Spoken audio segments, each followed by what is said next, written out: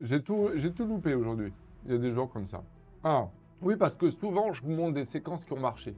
Mais là, aujourd'hui, je vais vous montrer tout ce qui a raté. Je pense que c'est très bon de vous montrer ça pour faire de la psychologie inversée.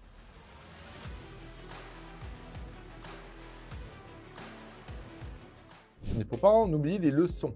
C'est là où c'est difficile. Soit tu te dis j'oublie.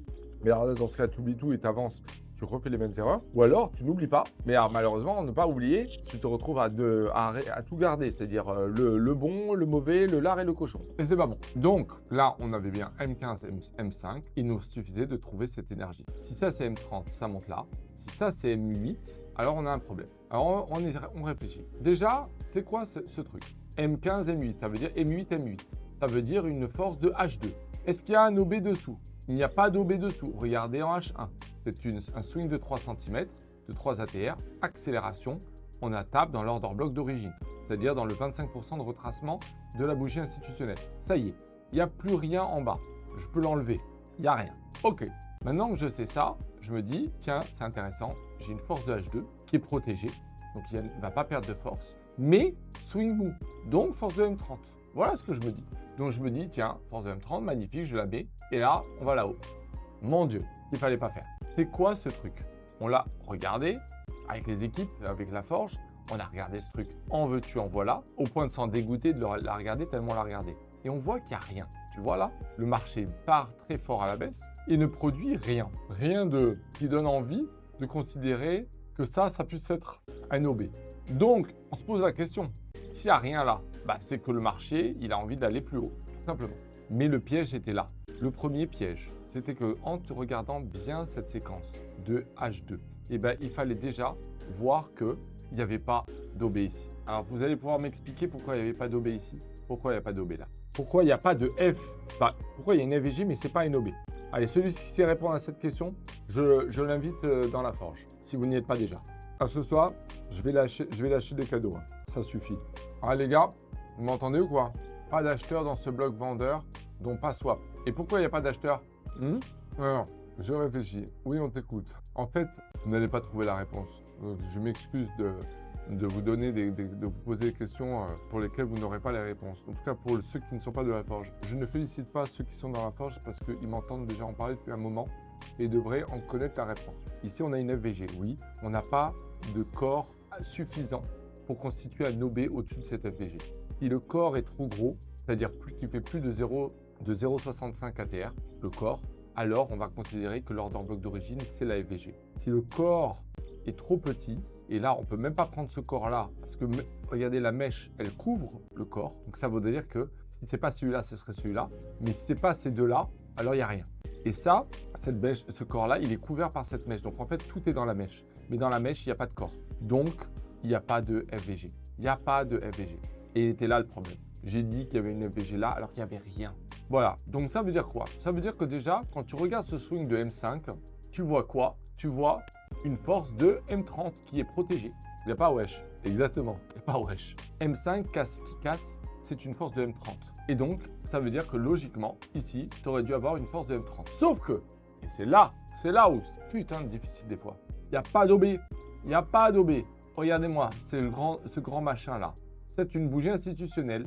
Et au-dessus, on a une FVG. Mais qu'est-ce que je vous ai dit? Au-dessus de la FVG, il n'y a pas de corps. Vous voyez les deux dernières bougies? Pas de corps. Et là, celle d'avant, le corps est trop petit. Donc, il n'y a pas d'OB. On l'a dit en plus. On l'a dit qu'il n'y avait pas d'OB. Sauf qu'il fallait rentrer là. Et pourquoi il fallait rentrer là? Parce que un swing de M5 qui casse les bas une fois, c'est une force de M30. Comme elle n'a pas d'OB, donc elle devient une force de un temps inférieur. Donc une force de M8. Un temps inférieur, on divise par 4. H4 devient H1. H1 devient M15. H2 devient M30. H1 devient M15, je l'ai dit. M30 devient M8. Et donc, on avait une force de M8. Sauf que il fallait déjà, savoir qu'il n'y avait pas de liquidité au-dessus, pour pas perdre de force. Et deux, pour que cette force s'arrête là, il faut que cette force soit une force de M8. Et revient à ce qu'on a dit tout à l'heure. Là, on avait vraiment un truc très compliqué, puisqu'on avait M15 et M8, c'est-à-dire H2, mais pas d'OB, puisque c'est un ventre mou, c'est un swing dans le swing. Donc, on enlève une force. Et il n'y a pas d'OB dans ce swing. Et ça, je l'avais vu, mais j'étais pas trop sûr de ce que ça voulait dire. Il n'y avait pas d'OB dans ce swing. Donc, on fait perdre encore une fois de force. Et donc, c'est ce mouvement de H2 qui devenait M30 à cause de ce gros machin, parce qu'il n'y avait pas une concentration d'un OB clair, donc c'est de la gravité. À ce moment-là, on pense que ça devient du M30, mais quand on regarde bien, il n'y a pas de FVG, il n'y a rien là-dedans. Vous pouvez évidemment le regarder sous sa forme 3 ATR. Et là, ça veut dire quoi? On lui fait perdre une autre fois de force. Et donc, le mouvement a fait M8. M8, tout pourri. Il n'y avait rien. Il n'y avait rien. Je me suis dit, mais c'est pas possible. Il nous a inventé un niveau, le marché.